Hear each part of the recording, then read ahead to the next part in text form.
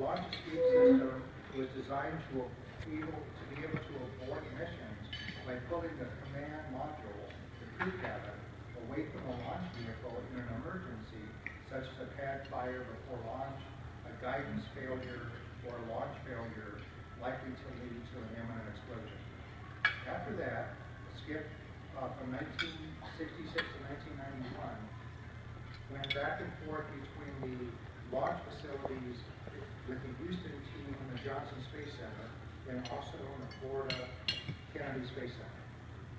Skip has volunteered to answer questions about his experience. Please help me welcome Skip Sharp.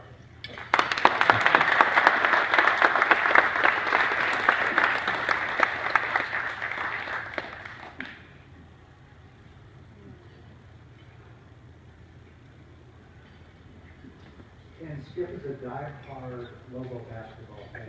Hey! Everyone's a Lobo. Yes. Well, that was weak. And would much rather talk about Lobo sports, but share with you his experience with the Apollo program. So the first question is, Skip, would you tell us what you were, the kind of work that you did working with the Houston team and the Johnson Space Center, and then also the Florida Kennedy Space Center? Well, the distinction between closer. Doesn't taste very good. The difference between what Houston did and what Kennedy Space Center did on Apollo, we processed the spacecraft and the launch vehicle all the way to the point of liftoff. Once the launch vehicle with the spacecraft cleared the tower on the launch pad, at that specific point, everything in control reverted to Houston. There's no question Kennedy Space Center was a backup for information as to what happened during the processing at Kennedy Space Center. So that's a distinction. There was no question about it. And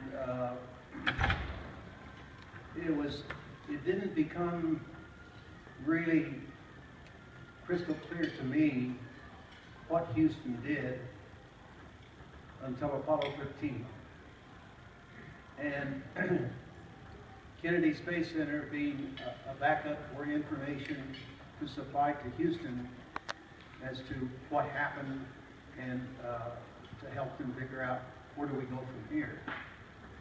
I spent an enormous number of hours listening to the flight directors and the astronauts work together, and the multitude of engineers from the Houston area. And that's when I realized that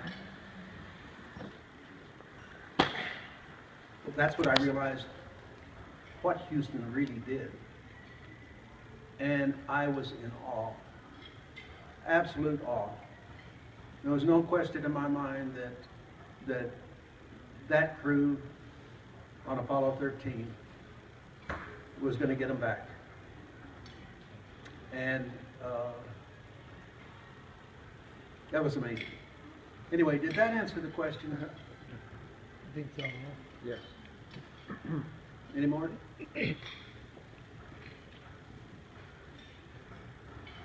No, you don't get to ask, Steve. Go ahead, Steve. After Apollo 1, what was the process to get the mission back on schedule? Apollo 1, you're talking about the crew that died on the launch pad. Okay. Because it could have been easily that we just would have given up. Did you? Oh boy. Okay. Well, to get to how did it happen, And of course we had, this is a tough one to talk about, folks. I was the last one to talk to them before the fire. And once we got things cleaned up and the astronauts taken care of, the process of finding out what happened was extremely laborious from one end of the country to the other, literally.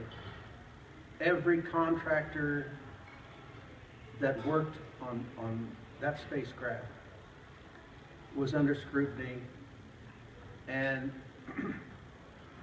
difficult, enormously difficult. So the country, thanks to Kennedy, they were committed. By that point in time, they were committed. And I think the astronaut's death was a contributing factor to we are going to go, we are going to make it. And so a lot of ugly things started to get told. And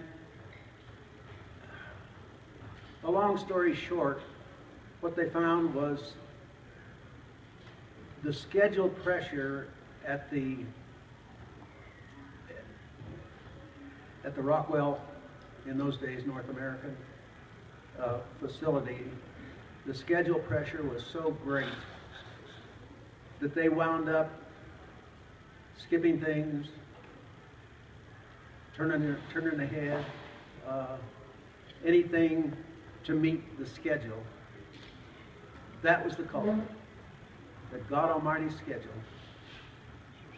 And they found materials in the spacecraft that were flammable. Velcro being one of them in those days. But the astronauts were in love with Velcro, and they had it plastered all over the spacecraft. So those little things built up. The astronauts like this, the astronauts like that, the schedule pressure, and so many things got buried. So many things got buried in that rush. And it took a little spark. And unfortunately, the whole program was dumb enough to put those astronauts in suits, in bulky suits, inside that spacecraft in 100% oxygen. 100% oxygen, all it took was a little spark. And the astronauts, being the animals that they are, sorry guys, they didn't ask to do this or do that. They went and did it. And they were walking around, and you couldn't tell from the pictures very well that Chris showed you, but the quarters for 3 grown men in that command module, they were tight. And they were under the chairs, the seats, on top of them, anywhere they could squeeze in. And we think that with the faulty wiring on the floor of the command module, somebody stepped on one and created the spark. And with all the flammable material, that's all it took. Now the other part of that picture that a lot of people don't realize is that the hatch to the command module opened inward. So when the fire started, the pressure rose, pushing the hatch to the command module, against the structure. There was no way in hell that they could pull against that force. They tried, indications were they tried. Anyway, I think I got off track there a little bit, but it was schedule pressure was the main thing. Anybody else? Oh, that's You good. you worked with the astronauts. Who was the funniest astronaut that you worked with? The Apollo astronauts. The funniest. Pete Conrad and his crew, Apollo 12.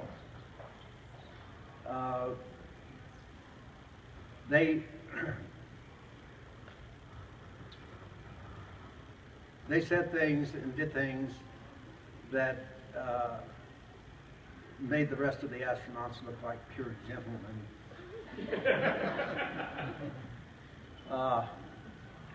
Now, one of the things in the job that I had as a test conductor was the countdown was the culmination of what myself and my guys did. We took the spacecraft, the command module, to test in a vacuum chamber, and we took them up to a simulated 200,000 feet. So